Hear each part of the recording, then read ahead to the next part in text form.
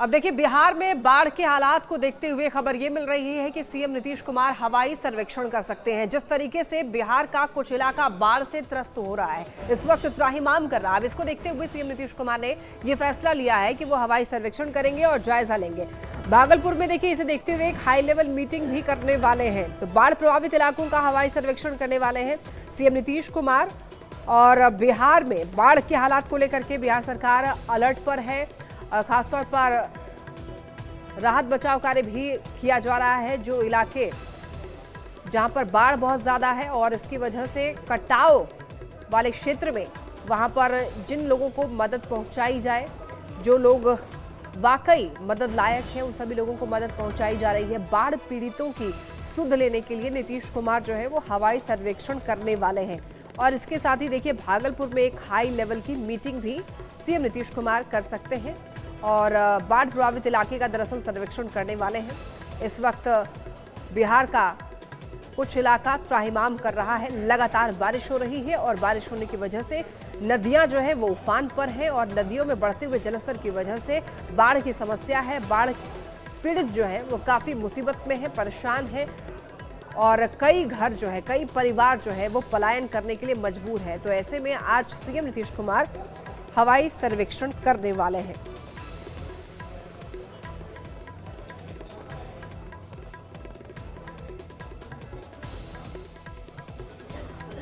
और देखिए, बागमती नदी भी अपना रौद्र रूप दिखा रही है। लगातार बारिश की वजह से जलस्तर में वृद्धि हो रही है और इसकी वजह से लोग काफ़ी परेशान हैं। चूंकि नदियों में जलस्तर बढ़ने की वजह से आम जनजीवन पर भी इसका कहीं ना कहीं असर पड़ रहा है और इसकी वजह से काफ़ी परेशानियों का सामना लोगों को भी करना पड़ रहा है। आपको ये बता दें, जल संसाधन विभाग की तरफ से कटाव रोकने के लिए काम कराए गए, लेकिन उसका कोई असर नहीं हो रहा है। तो अब तक सैकड़ों एकड़ जमीन जो है वो नदी की भेंट चढ़ चुकी है। जिले के डीएम मौके पर पहुंचे और स्थिति का जायजा लिया है। सीतामढ़ी के मेजरगढ़ प्रखंड का यह रसलपुर गांव है और रसलपुर गांव बागमती नदी की लगातार विभीषिका झेल रहा है। हम आपको तस्वीरों के जरिए दिखाने की कोशिश कर रहे हैं कि पिछले 4 सालों से बागमती नदी की विभीषिका झेलते झेलते यहाँ सैकड़ों एकड़ जो खेती योग्य जमीन है वो पूरी तरीके से बागमती नदी के आगोश में समा चुकी है। और तस्वीरों के जरिए आप देख सकते हैं, यहाँ पर जल संसाधन विभाग के द्वारा कटाव निरोधक कार्य भी किया जा रहा है, लेकिन जो कटाव की स्थिति है उसे रोकने में जल संसाधन विभाग के अधिकारी पूरी तरीके से असफल साबित हो रहे हैं। ऐसी परिस्थिति में जो सीतामढ़ी के जिला अधिकारी ऋषि पांडे हैं, वो खुद इस स्थल का लगातार दौरा कर रहे हैं और लोगों से मिलकर यहाँ की समस्याओं को जानने की कोशिश कर रहे हैं। दूसरे प्रशासनिक अधिकारी भी यहाँ पर लगातार मौजूद हैं और इस कटाव को रोकने के लिए तमाम तरह के उपाय जो होते हैं उस पर विचार विमर्श किया जा रहा है। तो तस्वीरों के जरिए आप देख सकते हैं, सीतामढ़ी के मेजरगंज प्रखंड का यह रसलपुर गांव है, जहां पिछले 4 सालों से बागमती नदी की विभीषिका झेलने के लिए लोग विवश हैं और लगातार इस तरीके की यहाँ स्थिति बनी हुई है कि जो ग्रामीण है वो खेती बाड़ी की उनकी जो जमीन है वो पूरी तरीके से बागमती में विलीन हो चुकी है। तो कहा जा सकता है कि स्थिति काफ़ी भयावह है और खुद जो जिला पदाधिकारी हैं वो यहाँ पर पहुँचे हुए हैं और अधिकारियों से मिलकर इस कटाव को रोकने के लिए तमाम तरह के जो उपाय होते हैं उसको करने का निर्देश जारी किया जा रहा है। राकेश रंजन, न्यूज़ 18, सीतामढ़ी। हम लोगों ने कहा है कि यहाँ पे हर घंटे हम लोग रिपोर्ट लेंगे और फोटो के माध्यम से भी यहाँ पे कितना मजदूर है, कितना यहाँ पे मटेरियल उनके द्वारा रखा गया है और साथ ही साथ जो सभी अभियंतागण हैं उनको निर्देश किया है कि यहाँ पे कैंप करेंगे और जिले से किसी भी परिस्थिति में बिना अनुमति के। देखिए, खबर गोपालगंज से मिल रही है, जहां पर हल्की बारिश के बाद ही जो मॉडल सदर अस्पताल है वो पानी पानी हो चुका है। यहां पर घुटने भर पानी भर चुका है और जो मेडिकल कचरा है, जैसे सिरिंज हो गए और भी जो वेस्ट मटेरियल है, वो पानी के ऊपर आ चुका है और ऐसे में इन्फेक्शन फैलने की भी आशंका है। तो ऐसे में आपको बताते चले, यहाँ पर मरीजों को काफ़ी परेशानियों का सामना करना पड़ रहा है।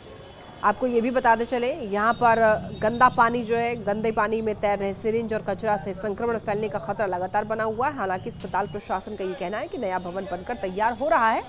जायजा लिया है न्यूज़ 18 संवाददाता गोविंद कुमार ने। गोपालगंज में हल्की बारिश के बाद मॉडल सदर अस्पताल का इमरजेंसी वार्ड लबालब हो गया है। ड्रेनेज सिस्टम दुरुस्त नहीं होने की वजह से इमरजेंसी वार्ड के बाहर पानी भर गया है। घुटने भर पानी भरने की वजह से जो मरीज हैं, अटेंडेंट्स हैं, वो परेशान हैं और इस गंदे पानी में मेडिकल कचरा, सिरिंज भी तैर रहा है। ऐसे में लोग परेशान हैं, खासकर जो मरीज है वो इस लबालब पानी में पार करके इमरजेंसी वार्ड तक जाने के लिए विवश है। ऐसे में कई मरीज ऐसे हैं जो इस गंदा पानी से संक्रमण होने के खतरा को लेकर सहमे भी हुए हैं।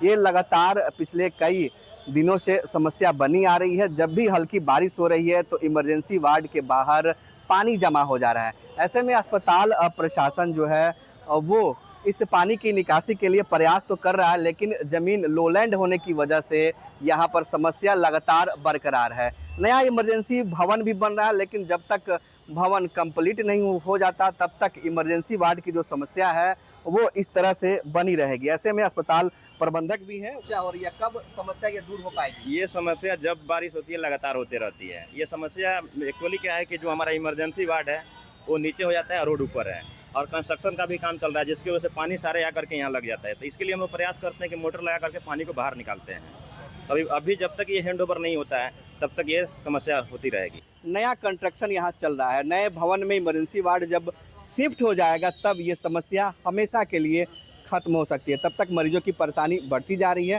हालांकि अस्पताल प्रशासन का यह दावा है कि मोटर लगाकर जो पानी जमा हो गया है उसकी निकासी के लिए इंतजाम किए जा रहे हैं। गोविंद कुमार, न्यूज़ 18, गोपालगंज।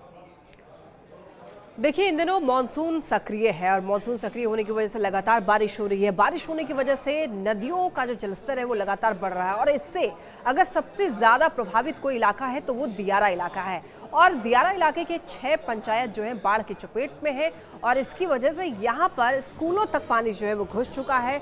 स्कूलों में बाढ़ का पानी आने की वजह से बच्चे जो है वो पढ़ाई नहीं कर पा रहे हैं और इसी वजह से यहाँ पर स्कूल जो है वो बंद कर दिया गया है। दानापुर अनुमंडल पदाधिकारी दिव्या शक्ति ने यह बताया है कि गंगा का जलस्तर लगातार बढ़ रहा है, इसकी वजह से अगले आदेश तक स्कूलों को बंद कर दिया गया है।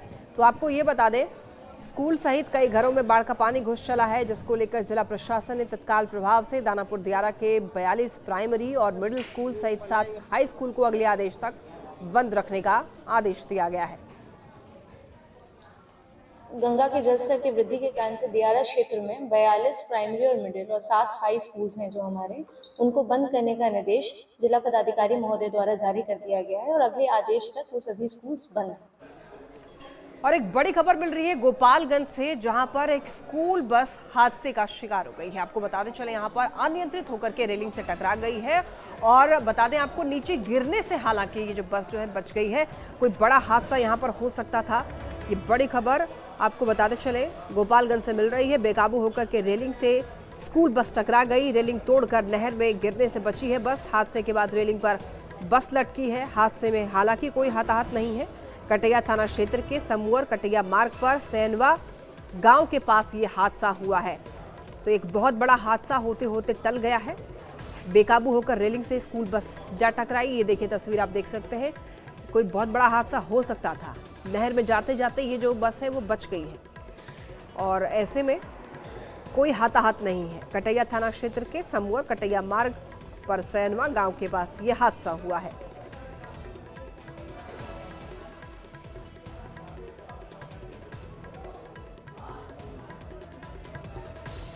अब देखिए, स्वतंत्रता दिवस के लिए कार्यक्रम हर जगह होते हैं लगभग, और ऐसे में पटना में भी यहाँ पर कार्यक्रम होंगे स्वतंत्रता दिवस पर और इसी को देखते हुए यहाँ पर तैयारियों का जायजा लिया है कमिश्नर चंद्रशेखर सिंह ने।